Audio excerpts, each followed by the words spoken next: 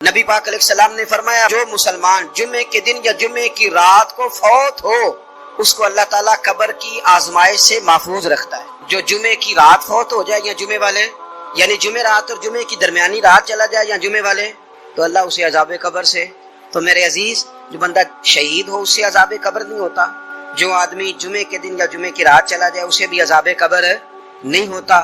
اور میرے رسول کریم صلی اللہ تعالی علیہ وسلم نے فرمایا جو بندہ ایک دن اور ایک رات، یہ حدیث صحیح مسلم میں، سنن ترمذی میں، مصنف عبدالرزاق میں موجود ہے، ایک دن اور ایک رات اللہ کی رضا کے لیے اسلامی سرحد پہ پہرا دے۔ میں اور آپ سوئے ہوئے ہیں لیکن وہ لوگ جو فوجی بارڈروں پہ کھڑے ہیں، دیکھو مدینے والے محبوب کس کس پہ کرم فرماتے ہیں۔ ساری عمر نہیں، 24-25 سال کی سروس نہیں، فرمایا ایک دن اور ایک رات اللہ کی رضا کے لیے جو اسلامی سرحد پر پہرا دے، مسلمانوں کو کافروں سے بچائے، رب اسے عذاب قبر نہیں دے گا، اسے اللہ تعالیٰ اپنے فضل سے معاف فرما دے گا۔ ایک رات اور ایک، آپ کیا سمجھتے ہیں کہ ان فوجیوں کی کوئی چھوٹی شان ہے؟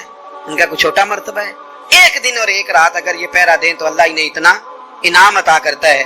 اسی طرح سن لو، یہ ذرا غور سے سننا، ابن ماجہ کی حدیث اور اس کے علاوہ مسند ابو یعلا میں موجود حدیث کے راوی حضرت ابو ہریرہ رضی اللہ تعالی عنہ، حضور صلی اللہ تعالی علیہ وسلم نے فرمایا جو شخص بیماری سے فوت ہوا، قربان جاؤں میرے محبوب نے بیماری کا نام ہی نہیں لیا، فرمایا کوئی بھی بیماری ہو، فرمایا جو آدمی بیماری سے فوت ہوا اللہ اسے شہادت کی موت عطا فرمائے گا اور وہ عذاب قبر سے اور قبر کے امتحان سے بھی محفوظ رہے گا، اور حضور فرماتے ہیں اس کو صبح اور شام جنت کے باغوں میں سے رزق دیا جائے گا۔ جو کسی بھی بیماری سے مرا، یہ لوگ بیماری سے مر رہے ہیں تو لوگوں نے اچھوت سمجھ رہے ہیں، اچھوت، یہ اچھوت نہیں ہے، اس لیے کہ لوارث نہیں، یہ خدا رسول کے ماننے والے ہیں، تم انہیں اچھوت کہہ رہے ہو اور مدینے والے رسول انہیں شہید فرما رہے ہیں۔ حضور نے فرمایا جو بیماری سے مرے شہید ہے، وہ قبر کے عذاب سے محفوظ رہے گا اور جنت کے باغوں میں سے اللہ رزق دے گا۔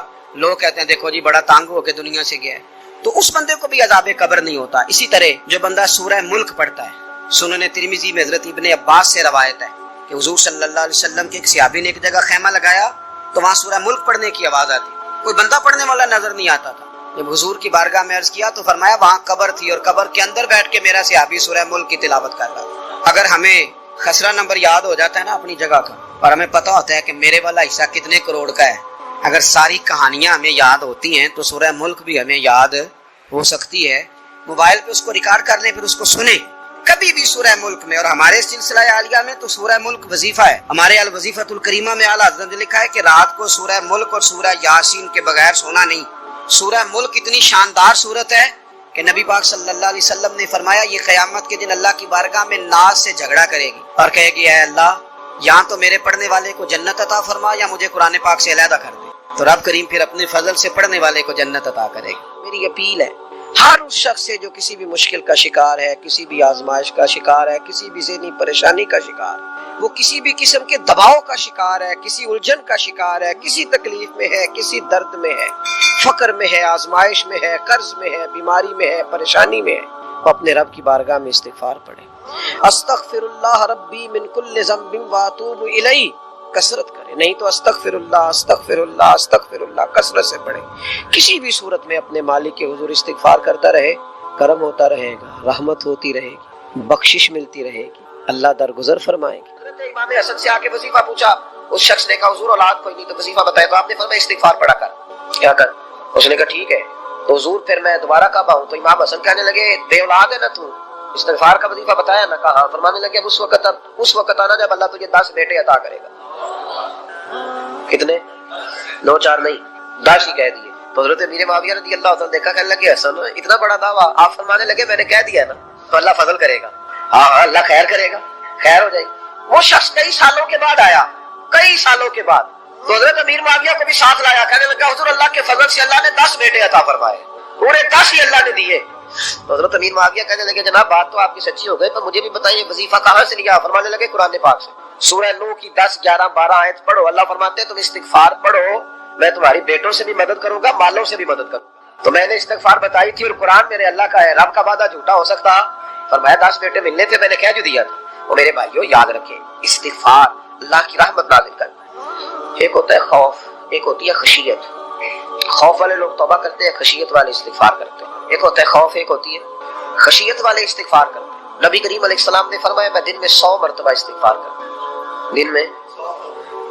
توبہ والا کہتا ہے کہ میں بھول گیا تھا، مجھے معافی مل جائے، اور خشیت والا کہتا ہے میرا یار ناراض نہ ہو جائے، وہ استغفار ہی کرتا رہتا ہے، وہ معافی۔ حضرت رومی نے مثال دی ہے، فرماتے ایک عورت تھی تو بھیک مانگا کرتی تھی، ایک دن بادشاہ کے دروازے پہ بھیک مانگنے گئی تو بادشاہ کو پسند آ گئی، اس نے نکاح کر لیا۔ 20 کنیزائیں اس بی بی کے پاس تھی خدمت کرنے کے لیے، روٹی دینے کے لیے، کپڑا دینے کے لیے، لیکن وہ ہر وقت روتی رہتی تھی، ہر وقت روتی۔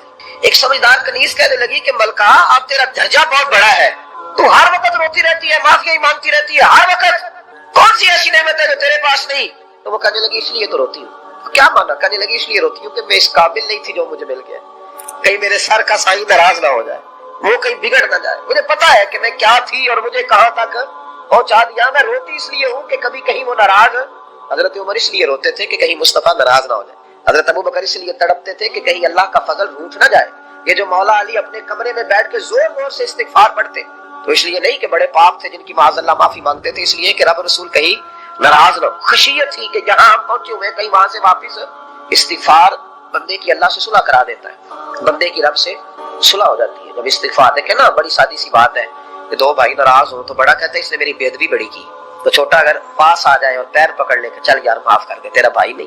پتہ کیا ہوتا ہے؟ صرف معافی نہیں ملتی، ہاں صرف معافی نہیں، چھوٹے نے بے ادبی کر دی، بڑے کو تکلیف ہوئی، بات جب آگے بڑھی نا تو بڑے نے شکوہ کیا، جب لوگوں نے چھوٹے کو سمجھایا تو چھوٹا جب معافی مانگتا ہے، ادھر دیکھو میری طرف، جب چھوٹا معافی مانگتا ہے نا اٹھ کے جاتا ہے اور بڑے کے پیر پکڑتا ہے تو میرا معاف نہیں کرتا، بڑا رو بھی پڑتا ہے، بڑا رو بھی پڑتا ہے، اور وہ کہتا ہے کہ وہ میں اور تم اماں کے پاس اکٹھے بیٹھتے، ایک باپ کی موٹر سائیکل پہ اکٹھے بیٹھتے، تو تیرا اور میرا رشتہ اتنا ہے، تو نے یہ کیوں؟ وہ جو آنسو نکلتے ہیں نا وہ درد ہوتا ہے، وہ کیف ہوتا ہے، وہ سوز ہوتا ہے، وہ لذت ہوتی ہے، وہ پیار ہوتا ہے۔ رب کہتا ہے تو معافی مانگ، انہو کان غفارا، تو معافی مانگ، میں تجھے معاف بھی کروں گا، تیرے اوپر رحمت بھی فرماؤں گا، تیرے اوپر کرم نوازی بھی کروں گا، تجھے نواز دوں گا، تجھے عطا کروں گا۔ حضرت موسیٰ کلیم اللہ علیہ السلام کا زمانہ مبارکہ تھا، قحط پڑ گیا، بارش نہیں ہوتی۔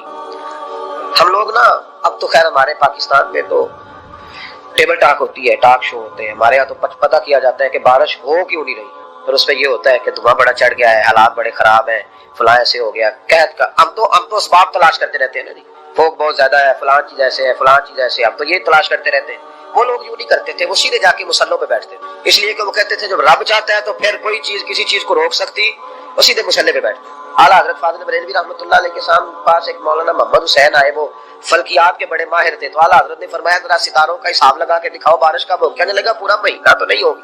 تو اعلیٰ حضرت رحمۃ اللہ علیہ فرمانے لگے کہو کہ میرا علم کہتا ہے مہینہ نہیں ہوگی، اللہ چاہے تو ابھی ہو سکتی ہے۔ کہنے لگا جی وہ تو ٹھیک ہے پر میرا علم، وہ جیسے روز لوگوں نے پیر نیٹ ٹو سین شاہ صاحب نہیں کھولے ہوتے کہ بارش کب آئے گی، اور اس کی طرف نہ دیکھ، مصلے پہ بیٹھ، مہربانی کر مصلے پہ بیٹھ، اللہ کی بارگاہ میں حاضر ہو، اس سے معافی مانگ، اسے منا تاکہ وہ رحمت کی بارش۔ کہنے لگا جی میرا علم کہتا ہے، تو اعلیٰ حضرت فرمانے لگے پھر وہی بات، تو کہ اللہ چاہے تو بارش ابھی، لیکن یہ جو اڑ گئے ہیں نا بیچارے، یہ اڑ ہی گئے ہیں، یہ جہاں الجھ گئے ہیں وہاں یہ لوگ الجھ گئے، اللہ ہمیں الجھنے سے محفوظ فرمائے۔ تو اعلیٰ حضرت اٹھے تو فرمایا ٹائم کیا ہوا ہے گھڑی پہ؟ کہنے لگا جی 12۔ تو اعلیٰ حضرت نے گھڑی کو بائی، اب کیا بج گیا؟ کہنے لگا 4 بج گئے۔ فرمانے لگے بج گئے نا 4؟ کہنے لگا جی آپ نے گھڑی گھما کیوں دی ہے؟ فرمانے لگے اللہ بھی جب چاہے تو ستارے گھما دیتا ہے، اللہ بھی ستارے گھما دیتا ہے بارش۔ کہنے لگا جی وہ تو ٹھیک ہے پر مہینہ نہیں ہو سکتا، اڑا ہوا بندہ اس کا کوئی علاج ہے جو اڑ جو جائے، اس کے لیے قرآن کہتا ہے وَإِذَا خَاطَبَهُمُ الْجَاهِلُونَ قَالُوا سَلَامًا، اسے سلوٹ کرو دور سے، اسے کہ تو جان اور تیرا۔ کہنے لگا جی ہو نہیں سکتی پورا مہینہ۔ فرمانے لگے یار تو جا اپنا کام کر۔ وہ شخص کہتا ہے میں نے دروازہ کھولا اعلیٰ حضرت کا، کمرے سے باہر نکلا تو تیز بارش ہو رہی، واپس آیا تو میں نے کہا احمد رضا یہ عقیدہ کہاں سے لیا ہے؟ فرمایا دروازہ مصطفیٰ سے لیا ہے صلی اللہ علیہ۔ تو یاد رکھیں کہ اللہ کو منانا چاہیے، استغفار کرنا چاہیے۔ پھر غور کر لیں اس بات پر کہ وہ کتنا عظمت اور رفت والا شخص ہے جس کی اللہ کی نظر میں عزت ہے، جو اللہ کے ہاں قابل اکرام ہے، مالک کے۔ عزت، تعظیم اور توقیر یہ مسلمان کا خوبصورت عمل ہے، ان سے ایک اچھا اور خوبصورت معاشرہ جنم لیتا ہے۔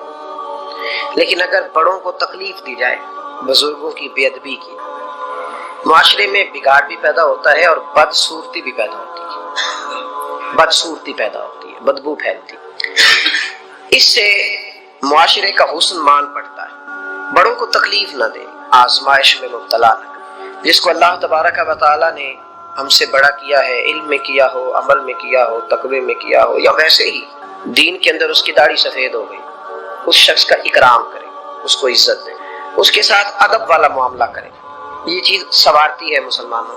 آج کل بے ادبی عام ہو گئی، معاشرے میں زیادہ پاورفل وہ لوگ ہیں جن کی زبانیں زیادہ لمبی ہیں، جو عزتیں زیادہ اتارتے ہیں، لوگ ان سے زیادہ ڈرتے ہیں، اپنے آپ کو ان لوگوں نے بڑا پاورفل سمجھنا شروع کر لیا۔ بلکہ بدتمیزوں کی ایک اچھی ٹیم تیار کر لی جائے تو انسان بہت بڑا اونچا عہدہ بھی حاصل کر سکتا ہے، معاذ اللہ۔ یہ رواج اچھا نہیں، یہ انداز درست نہیں ہے، یہ طریقہ کار، یہ خوبصورت لوگوں کا طریقہ نہیں، یہ حسین معاشروں کا یہ انداز نہیں ہے۔ یعنی قومی سطح کے لوگ جو دنیا کے اندر کسی ملک کی نمائندگی کریں، وہی اگر ایک پریس کانفرنس اور گھنٹے کے بعد دوسری پریس کانفرنس، فلانے نے کیا بات تو دوسرے نے دیا جواب، تو یہ انداز مہذب قوموں کا نہیں ہوتا، اس سے امیج خراب ہوتا۔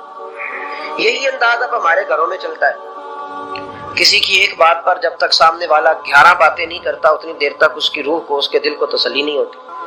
یہ چیزیں عروج پکڑتی جا رہی ہیں، بزرگ تکلیف میں ہیں، بڑے درد میں ہیں۔ میں نے پہلے بھی ایک دفعہ عرض کیا تھا، ایک بزرگ مجھ سے کہنے لگے کہ آپ دعا کریں میرے بیٹوں کو اللہ نرمی عطا کر دے، وہ بولتے نہیں ٹھیک، ان کا لب و لہجہ صحیح نہیں ہے۔ تو میں نے ان سے کہا کہ بزرگوں، جہاں تک میں جانتا ہوں کوئی ایسی بات ہے تو نہیں۔ تو وہ کہنے لگے کہ جس طرح آپ سمجھتے ہیں نا، ہمارے رشتہ دار بھی اور اہل علاقہ سارے یہی سمجھتے ہیں، پر میں تکلیف میں ہوں، میری بیوی تکلیف میں۔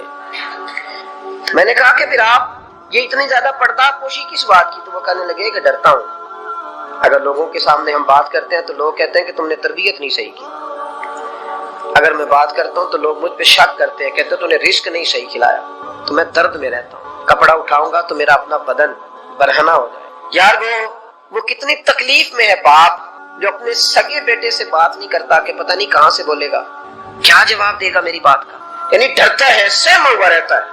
ادھر دیکھیں میری طرف کیا کہہ رہا ہوں، یہ نوجوان ذرا غور کریں، ان لفظوں کی تکلیف محسوس کریں کہ اماں کہتی ہے کہ بھئی میں نہیں اس سے بات کرتی، اس لیے کہ وہ بڑے سخت جملے کہتا ہے، مجھ سے نہیں سہے جاتے، کوئی اور بات کرے۔ یعنی جس کی ماں بھی اس سے بات کرتے ہوئے ڈرے، وہ نہیں سمجھ آئی آپ کو میری بات کی، جس کا والد بھی اس سے بات کرتے ہوئے سہم جائے، اور وہ بندہ کہے کہ میں نے تو MBA کیا ہوا ہے، میں تو معاشرے میں جانا پہچانا جاتا ہوں، اللہ کا شکر ہے، اللہ نے بڑی عزت دی ہوئی ہے، وہ یہ لفظ کہے تو اسے شرم آنی چاہیے۔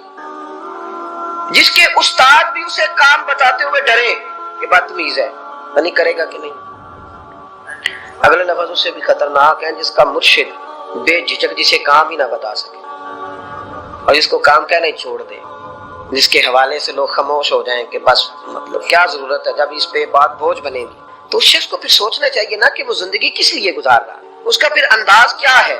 بزرگ جن کی وجہ سے تکلیف میں ہو، آزمائش میں ہو، درد میں ہو، اور یار جو آدمی نیک ہو، رب فرماتا ہے اس کا تو میں حیا کرتا ہوں، اللہ کہتا ہے اس کی تو میں قدر کرتا ہوں، میں اس کی۔ دیکھیں نا میرے نبی کریم صلی اللہ علیہ وسلم نے فرمایا جب سفید داڑھی والا شخص قبر میں جاتا ہے، یہ ترمذی کی حدیث ہے، تو رب کریم فرماتا ہے فرشتوں اسے عذاب نہ دینا، مجھے حیا دی، یہ سفید بال لے کے آ گیا۔ تو جس کی اللہ حیا کرے اس کی میں نہ کروں، اس کی نوجوان نہ کرے، اس کا سیاح، جس کی اللہ حیا کرے اس کی ہم حیا ہی نہ کریں، ہمارا لب و لہجہ خطرناک اور خوفناک حد تک چلا جائے، ہمیں ڈھب اور سلیقہ ہی نہ ہو، ہم کہیں او گرم خون ہے جی ذرا احتیاط سے بات کرنا، کیا مانا ہوا اس بات کا؟ گرم خون اور ہوتا ہے اور بے ادبی والا خون اور ہوتا ہے، ان دونوں میں فرق ہوتا ہے، اس کو سمجھنا چاہیے۔ باپ کے سامنے بھی اب یہ اس کا ابا بھی سوچ کے بات کرے، اس کے ساتھ اماں بھی سوچ کے بات کرے، اس کا استاد بھی سوچ کے بات کرے گا۔ اسلام ادب والا دین، احترام والا دین، یہ آداب سکھاتا ہے، یہ